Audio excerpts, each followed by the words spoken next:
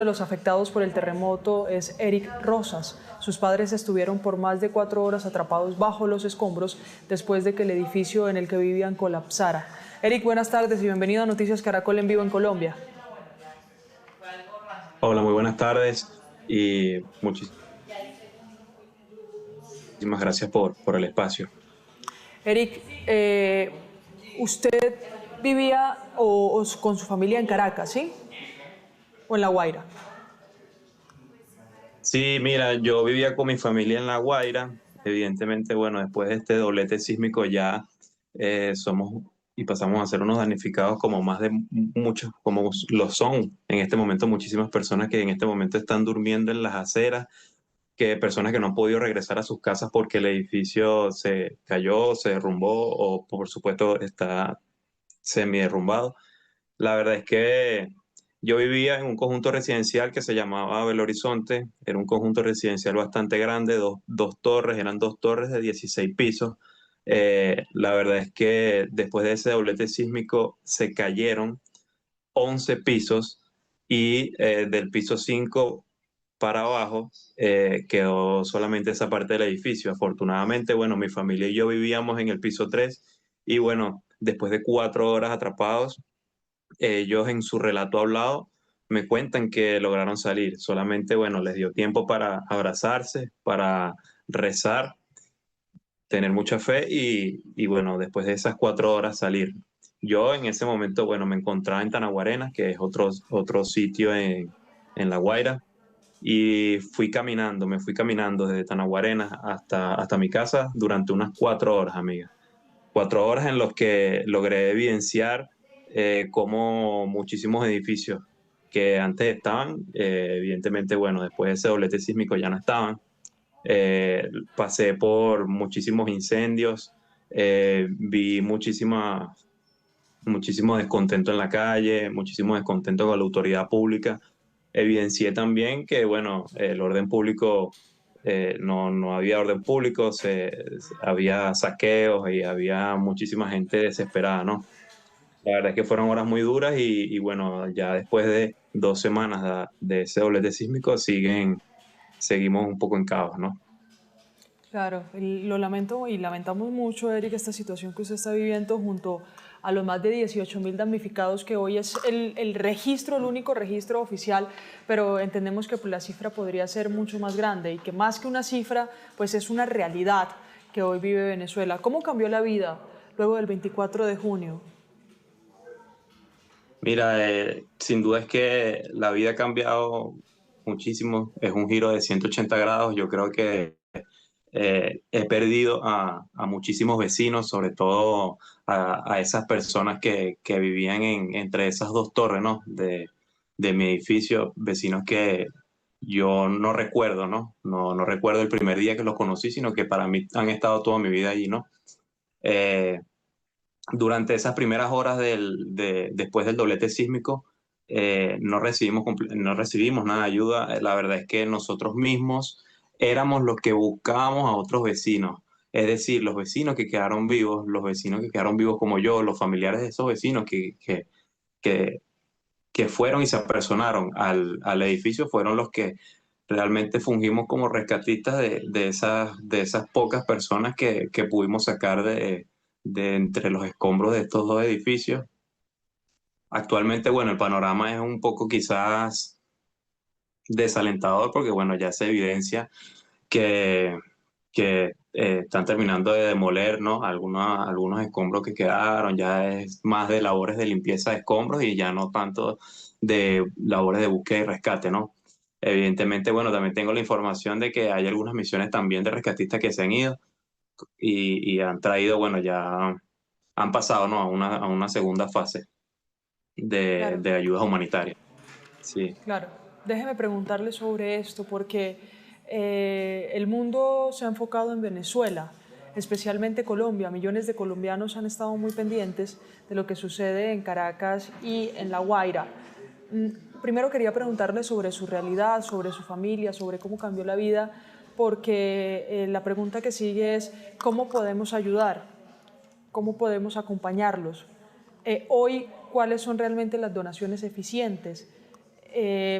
porque si bien el corazón puede ser muy inmenso, hay unas realidades sobre las necesidades que tienen los miles de damnificados en Venezuela. Sí, por supuesto. Bueno, yo creo que una de las principales necesidades es esa que evidenciamos antes de que ustedes me dieran el pase a mí. Yo creo que Paola está en un sitio en el que, bueno, evidentemente no hay luz todavía, en el que evidentemente no tiene acceso a un internet de calidad, a un internet que esté íntegro y que esté bueno como para sostener una conversación como la que estoy sosteniendo yo. Yo me encuentro afortunadamente, bueno, en un espacio en el que no pasó mucho, un espacio en el que quizás todavía sí tenemos luz y tenemos internet, pero es un espacio también en La Guaira, ¿no? Y si yo sigo caminando un poco más adelante, ya empiezo a ver y encontrarme con esa realidad que dejó ese doblete sísmico. Entonces, una de las primeras cosas que yo te diría es esa necesidad de reconectarnos, esa necesidad de seguir conectados, como bien te decía, y es esa de, bueno, sí, tener, no sé, plantas eléctricas para esas zonas que están más afectadas, tener la capacidad de reconectar mediante dispositivos de Starlink, de Internet satelital. Yo creo que también hay, como te explicaba, ¿no? Muchísimas personas que están durmiendo en las aceras, hay muchísimas personas que están durmiendo afuera de los edificios, cuidando lo poquito que les quedó adentro de esas estructuras que están totalmente comprometidas y totalmente ya inhabitables. Y bueno, es la necesidad de esas personas de tener un poco de ese colchón, esa cama, ese baño digno, tener esa necesidad de reubicarse como familias y de que quedaste damnificado sin ese techo, ¿no? Entonces, esas cosas de esas donaciones de quizás de almohadas, de quizás de ventiladores, de quizás de protector solar, también sirven bastante. Evidentemente, bueno, La Guaira se ha convertido en una gran zona de distintos centros de acopio, todos los estadios, todas las áreas que tenían un espacio así bastante abierto. La verdad es que se han montado grandes centros de acopio en ese tipo de zonas y bueno, esas personas también necesitan esa capacidad de tener un baño digno, la capacidad de aseo personal, lo que podamos, puede ayudar también muchísima comida enlatada, puede ayudar también muchísima, sí, comida en general y para esas personas que están en esos refugios de bebés, ¿no? También fórmulas, pañales, leche. Y bueno, esa es la realidad que estamos viviendo en este momento, ¿no? De primero resolver y lo que ya se está acercando, ¿no? Resolver todo ese problema de, como tú bien dices, esos 18.000 damnificados y bueno, ¿qué hacemos? ¿Qué plan hay?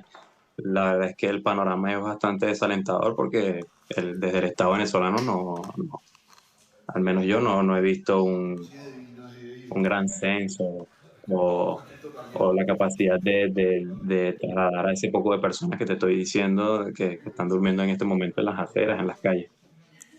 Eric, esta pregunta es un poco para desenvolver esa idea con la que usted termina, y es que están, cuando ustedes se sientan con su familia y se disponen a pensar sobre lo que van a hacer y sobre lo que viene, ¿cómo construyen? ¿Cómo es posible construir un futuro cercano sobre el rumbo que tomará usted y su familia luego de lo sucedido el 24 de junio? ¿Cómo se empieza luego de eso? Sí, la verdad es que, bueno, es bastante duro, es sentarnos como familia y priorizar, ¿no? Priorizar muchas cosas. Quizás dejar de lado eh, todas esas comodidades que quizás teníamos antes y bueno, priorizar la capacidad antes que teníamos nosotros, ¿no? Nuestra vivienda propia y ahora es enfrentarse a un panorama de alquileres en Venezuela que, lamentándolo mucho, también es bastante desalentador, entendiendo ahí que no ha habido una legislación desde hace muchos años, no ha habido una actualización en Venezuela de los alquileres, ¿no? Entonces, también esos millones, esos miles de damnificados se enfrentan a esa realidad también de alquileres, de acceso a crédito público. Por supuesto que tampoco hay desde muchísimo tiempo y la verdad es que todo este problema, toda esta tragedia ha evidenciado de que Venezuela, lamentándolo mucho, seguimos, ¿no?, en una emergencia humanitaria compleja. Esto lo que ha hecho es que se evidencien más todos esos problemas que estamos cargando desde hace muchísimos años. Y la verdad es que, volviendo a tu pregunta, ¿no? Es volver a sentarnos a hablar como familia, sincerarnos y de que, bueno, lamentándolo mucho, nos encontramos en este problema, en esta situación y priorizar, ¿no? Priorizar las cosas.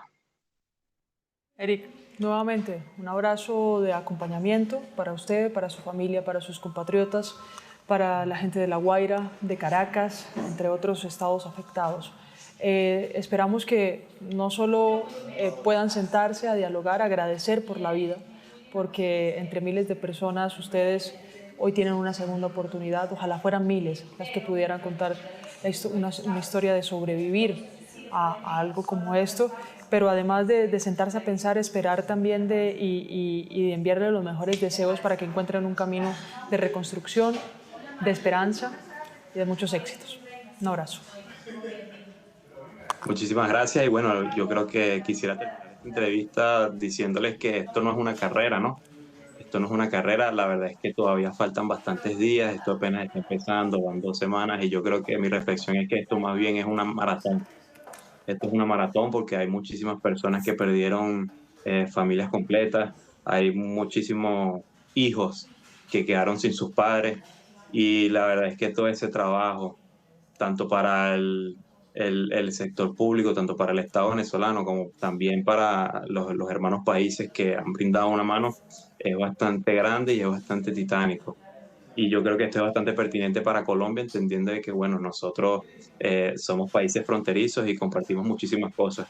Muchísimas gracias a Noticias Caracol por abrir estos espacios a los sobrevivientes, a los pocos también sobrevivientes como yo. Y bueno, la verdad es que mi invitación es a seguir visibilizando y que se siga visibilizando la situación de La Guaira para que, bueno, sea esto una maratón y no haya sido una carrera de esa semana. Que así sea, Eric.